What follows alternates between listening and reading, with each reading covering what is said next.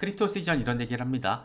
이 반감기 전에 지금 올타임 하이를 돌파하면서 이전 사이클 일정보다 다소 앞서 있는 것으로 보인다. 이거 우리가 엄청 자주 얘기했던 부분이잖아요. 이전 올타임 하이를 돌파할 때마다 평균적으로 304.6일 동안 비트코인은 랠리를 펼치곤 했다. 역사적 추세에 따른다면 올해는 4분기 후반에 정점이 될 가능성도 있다. 예언이 아니라 흥미로운 데이터일 뿐이다. 왠지 꼭 이렇게 될 것만 같은 생각이 들기도 하는 그런 분석인데, 사실 이게 가능성이 있다라고 말씀은 여러 차례 드렸잖아요. 저는 개인적으로는 연말 연시가 될 수도 있을 것 같아요. 그러니까 통상적으로는 내년 9월이나 10월이 돼야 되는 건데, 그러니까 이런 패턴을 따르면 내년 10월이나 이런 상황이 내년 9월이나 10월 요때 정도가 돼야 되는 건데, 지금 약간 시기가 빨라지면서 연말 연시가 될 수도 있을 것 같고, 내년 상반기 이렇게까지 진짜 빠르면 연말 연시고, 조금 보수적으로 봤을 때 내년 상반기 정도에 이번 반감기 사이클의 고점이 나올 가능성도 염두에 두면서 안정적으로 좀 시장 대응을 해야 되지 않을까. 그러니까 우리는 엑시 타이밍이 언제가 될지 명확하게 예측할 수가 없잖아요. 지나고 나서 보니까 여기가 엑시 타이밍이었고, 요때 한 번 또 더 있었고, 요때 이제 패닉셀 하다가 요걸 본 사람들은 막 속이 무너지죠. 그래서 개미들은 알 수가 없습니다. 그러니까 이때 패닉셀한 사람들이 잘못했다는 얘기를 하는 게 아니에요. 우리는 알 수가 없어요. 여기가 로컬 탑일지, 여기가 로컬 탑일지, 여기까지 가게 될지 우리는 알 수 없다라는 거죠. 늘 이제 지나고 나서 결과론적으로 아씨 그런 거였네라는 거기 때문에 우리는 항상 조금 보수적인 관점을 가지고 엑시 타이밍에 대한 예측을 하면서 가야 되는 건데, 그 예측이 되게 어렵기 때문에 분할해서 보수적으로 그 기준점을 사전에 미리 만들어 놔야 한다. 이런 점들 좀 반복해서 강조 말씀드리고 싶습니다. 비트코인 4시간 차트입니다. 데이트레이더 앨런은 비트코인과 RSI 모두가 지금 돌파 시그널을 보이고 있고, 비트코인은 또 잘 뚫어냈는데 아이씨 지금 다시 여기 온 거예요. 지금 전쟁 리스크 터지고. 그래서 7만 달러 돌파 이후에 형성된 이 하락 추세선, 이 거대한 하락 추세선 저항을 계속 확인했다가 이번에 뚫어냈기 때문에 RSI도 반등했어, 추가적인 매수세 쭉 가나, 이런 기대감을 지금 불과 한 2시간 전까지만 해도 가지고 있었는데, 그 사이에 이스라엘이 이란을 또 미사일 폭격을 했다라는 소식이 전해지면서 지금 다시 여기입니다. 지금 다시 여기까지 와가지고 리테스트 해야 돼요. 그런 상황이 됐습니다. AC 크립토 타이탄도 똑같이 4시간 차트입니다. 세 번의 저항 끝에 하락 추세선 돌파했다. 그래서 다음 주목해야 될 레벨은 65,900달러와 66,700달러다 라고 얘기를 했는데, 네, 세 번의 저항 끝에 다시 돌파를 했는데 지금 다시 리테스트 해야 되는 상황이 됐습니다. 짜증 나는데 어쨌든 뭐 거시경제적인 환경과 중동 리스크 상황을 뭐 우리가 어떻게 하겠습니까? 그럼에도 불구하고 드는 생각, A씨. 아무튼 그래요. 젤레 같은 경우에는 조금 크게 봤을 때 2017년과 지금 비트코인이 비슷한 흐름을 보이고 있다. 2021년 올타임 하이를 다시 회복한다라면, 다시 말해서 69,000달러 다시 돌파 지지를 받는다라면 모든 베팅은 끝난다. 내년에 10만 달러 예상한다. 10만 달러까지는 간다라는 거고, 이 사람은 조금 보수적으로, 저보다 더 보수적이에요. 이 사람은 69,000달러 돌파 이후, 그러니까 7만 달러부터 분할 매도를 하겠다. 조금씩. 7만 달러부터. 저는 8만 달러를 세워놨거든요. 8만 달러에서 10만 달러가 주요 수익화의 어떤 구간이고, 그 이후는 그냥 조금 땡큐 영역으로 지금 저는 세팅해 놨거든요. 그래서 젤레 같은 경우에는 더 보수적이에요. 근데 어떤 분 같은 경우에는 뭐 아니야, 7만 달러, 10만 달러는 너무 약해. 10만 달러, 15만 달러부터 20만 달러부터 이렇게 분할 매도의 시점을 다 다르게 세팅이 되어 있을 텐데, 저보다 더 보수적인 입장을 취하고 있는 사람이더라고요. 그래서 사람마다 이건 다 다르고, 투자 성향에 따라서, 스타일에 따라서 다 다른 거기 때문에 정답은 없습니다. 그냥 내가 만드는 게 정답이죠. 그런데 내 정답지를 만드는 게 워낙 어렵고 까다로우니까 우리가 매일같이 이렇게 공부를 하는 거겠죠. 네, 이스라엘이 이란의 시설에 대한 미사일 타격을 가했습니다. 일단 이스라엘에 대한 압박이 있어요. 지금 미국 정부도 지금 압박을 하고 있고, 그러지 마 하고 있고, S&P도 이스라엘 신용 등급을 까버렸습니다. AA-에서 지금 A+로 강등시켰거든요. 그래서 지금 압박을 주고 있는 거예요. 서구권에서. 특히나 이제 동맹 진영에서 압박이 계속 가고 있고, 지금 이란도 얘기하잖아요. 아씨, 우리 지금 중동 전쟁까지는 생각 안 하고 있는데, 이런 얘기 하잖아요. 뉘앙스적으로. 지금 상황이 되게 골 때리는데 일단 좀 봐야겠습니다. 네, 답답한 상황이지만 우리 다 뭐 같은 마음일 거고, 이건 뭐 어떻게 할 수 있는 게 아니니까, 일종의 리스크, 에셋 시장에서 흔하게 접할 수 있는 리스크이기 때문에 좀 편하게 바라보시면 좋을 것 같습니다. 그래서 마이크 노보그라츠 같은 사람도 지금 거시경제 환경에 대한 부분을 계속해서 강조하고 있는 거예요. 이 반감기의 잠재적인 가격 변동, 이걸 이해하기 위해서는 거시경제 지표, 시장 정서 이런 것 등 더 광범위한 요인들을 살펴야 한다. 수요가 강력하게 유지될 경우에 가격 상승으로 이어질 수 있는 건 사실이다. 반감기로 공급이 감소하니까. 당연한 거죠. 수요 공급의 원칙에 따라서. 하지만 중동 이슈로 비트코인 가격 급락이 초래됐듯이 거시경제 상황도 주시해야 한다. 위기 상황에서 투자자들은 여전히 달러나 국채, 이런 안전 자산을 선호하기 때문이다. 네, 뭐 아무튼 이렇습니다. 마이크 노보그라츠 정도의 이 시장의 직접적인 대표 선수 가운데 한 명도 뭐 이런 얘기를 하고 있으니까 뭐 우리가 어쩌겠어요. 비트코인 현물 ETF 가지고도 요즘에 말이 많아요. 좀 비관론자들은 비트코인 현물 ETF 약발 다 끝났다. It's so over라고 이야기하고 있는 거에 대해서 에릭 발추나스가 장문의 글을 남겼는데 되게 재밌어요.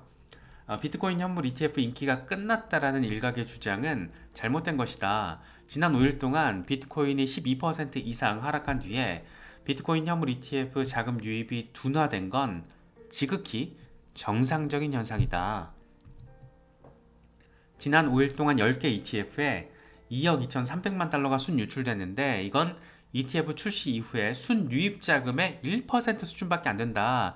전체 운용 자산을 기준으로 했을 때는 0.4%, 굉장히 미미한 수준이라는 걸 지금 이야기하고 있는 거죠. 특히나 블랙록의 비트코인 현물 ETF IBITA는 67일 연속 순유입이 기록되고 있다. 순유출의 대부분은 GBTC다. 지금 계속 빠져나가고 있는 거는 GBTC예요. 그래서 사실 순유출 지금 따지는 것도 의미가 없어요. 왜냐? 주인공이 지금 GBTC이기 때문에. 주인공? 주범. 주범이 GBTC이기 때문에 그렇다라는 거죠. 그래서 최근에 가격이 하락했다라고 하지만 지난 6월에 블랙록이 비트코인 현물 ETF 신청하겠다라고 밝힌 뒤에 비트코인 가격은 144% 상승했다. 트리플 Q의 상승률과 비교를 했을 때 비트코인 가격 상승률이 10배. 이런 수익이 만족스럽지 않다라면 병원 치료를 받는 게 좋을 수도 있다. 메디컬 헬프를 찾아봐라. 라고 약간의 이렇게 꽈서 비판성 멘트를 하고 있는데, 네, 트리플 Q, 저도 예전에는 트리플 Q에 투자를 했었다가 그거 다 빼가지고 지금 암호화폐 시장으로 전환을 한 거거든요. 그게 한 3년 전쯤인데, 네, 트리플 Q의 상승률의 10배를 비트코인이 지난해 6월부터 선보였다라는 거. 엄청난 폭등 이후에 지금 약간의 조정이고, 여기에서 지금 우리를 조금 더 아쉽게 만드는 거는 외부 변수, 중동 리스크.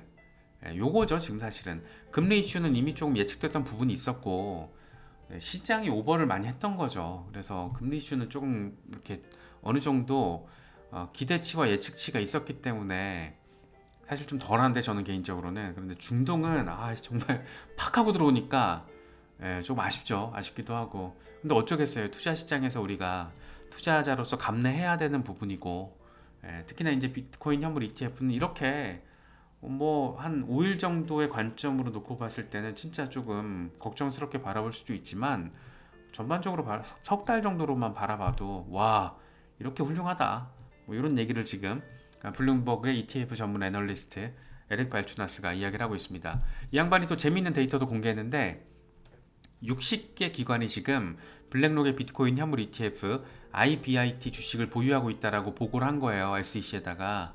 그런데 이게 얘들의 전체 투자 비중의 0.4%밖에 안 된다라는 거예요. 그래서 이 사람이 하는 얘기가 재밌어요. 시장에 지금 엄청 많은 물고기들이 있고, 대부분 이제 한입 크기 테스트 투자를 이제 막 시작한 거야. 그럼에도 불구하고 지금 블랙록의 비트코인 현물 ETF에 67일 연속 순유입이 됐고 153억 달러가 들어왔어. 한 입씩밖에 안 물었는데 153억 달러가 들어왔어. 지금 월가 ETF들 가운데 ETF 역사에 있어서 13번째로 최장기간 순유입을 블랙록의 비트코인 현물 ETF IBIT가 기록을 하고 있다고 합니다. 어마어마한 거죠. 이거 어마어마한 거고 사실 60개 기관이 이제 고작 0.4% 비중밖에 할당을 안 했는데 얘네들은 보통 이제 주식 대 채권 비중을 6대 4 요걸 이제 교과서적으로 가져가는 기관들의 어떤 그런 보수성이 있잖아요.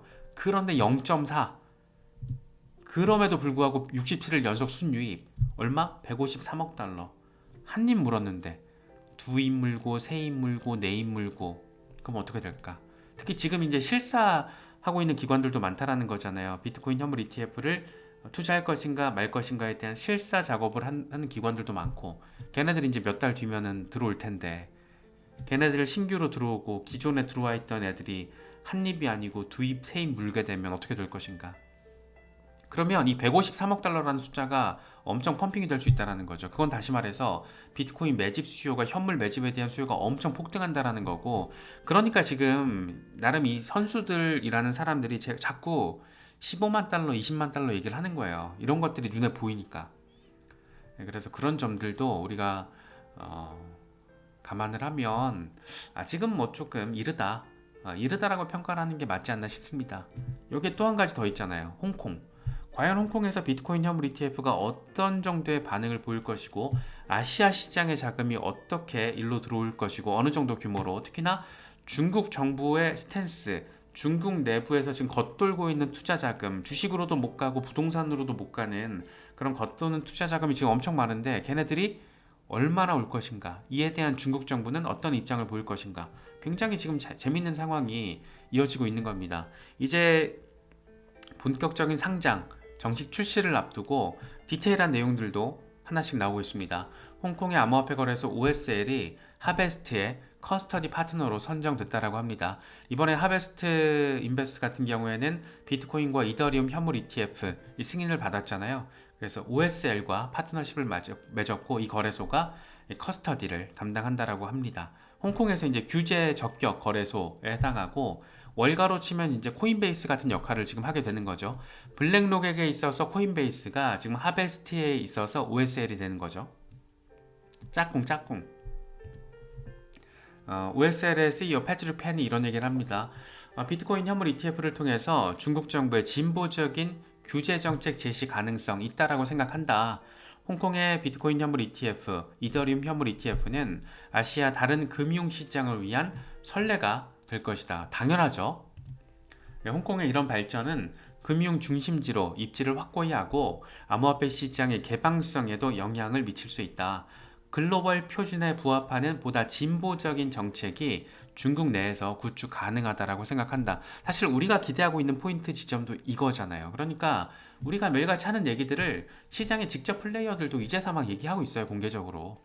그래서 지금 상황이 굉장히 잘 방향성이 세팅되어 있다. 앞으로 나아가고 있는 건데 글로벌 거시함 환경과 관련해서 악재들이 지금 들이닥치다 보니까 막 이렇게 힘을 받지 못하고 있는 모습인 거죠. 그건 되게 짜증이 나죠. 근데 뭐 어쩌겠어요.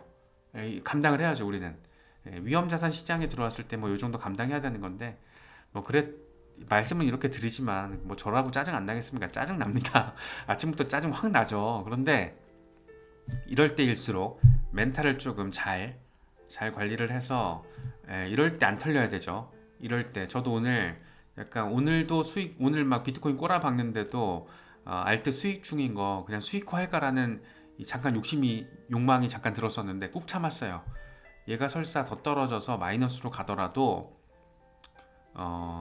추가 매수한다 이런 생각으로 내가 얼마나 어렵게 선택한 종목이고 얘를 지금 제가 오늘 아침에 고민한 종목은 플러스 100% 제가 한 달 전쯤인가 그렇게 봤던 건데 어제 보니까 플러스 5% 6% 이러더라고요. 근데 오늘 더 떨어진 거죠. 그래서 짜증은 났는데 그냥 냅뒀습니다. 앞으로 한 달 안 보려고요. 아무튼 이 정도로 그냥 저도 의식적으로 되게 노력을 해요. 내가 정말 대충 베팅하듯이 단기로 들어간 종목은 상관없죠. 그런데 진짜 빡세게 스터디해서 선택한 종목들은 저도 되게 그러고 있습니다. 아마 비슷한 분들 되게 많으실 거고 우리가 지금 정서적으로 비슷한 연결고리를 아마도 잇고 있을 텐데 시장의 어떤 외적 변수, 개미로서 어떻게 할 수 없는 거에 너무 신경을 쓰게 되면 이게 멘탈이 터져요. 예, 그래서 저번 강세장 때 손절매, 패닉셀 하신 분들 많으실 거잖아요. 저도 마찬가지고. 예, 적어도 저는 지금 뭐 저희 회원분들도 그렇고 자주 얘기하지만 적어도 패닉셀을 안 할 자신이 있어요. 내가 어렵게 선택한 종목이기 때문에 그만큼 빡세게 리서치하고 다 보고 들어갔기 때문에 뭐 단기적인 이런 흐름에 이렇게 뇌동매매하지 않을 자신은 있는데 그럼에도 불구하고 마음이 짜증나는 건 또 기분 탓만은 아닌 것 같습니다. 그래서 비트코인 반감기가 이제 하루도 남지 않은 이런 역사적인 환경에 이스라엘의 이 네타냐후 이 양반 진짜 비트코인 쇼 잡았나? 왜 이렇게 반감기 전날 이렇게 공격을 하고 지랄인지 모르겠는데 아무튼 이게 조금 더 장기화될 가능성이 있습니다. 중동 리스크는 뭐 늘 상존하던 이슈고 어떻게 단기적으로 극도의 어떤 반전을 보일 가능성은 없잖아요. 그런데 좀 악화되진 않았으면 좋겠는데 그런 부분들은 우리가 조금 더 지켜봐야 될 것 같습니다. 하지만 여러 가지 긍정적인 재료들도 있으니까 이런 부분들 잘 참고하시면서 시장 대응하시면 더 좋을 것 같습니다.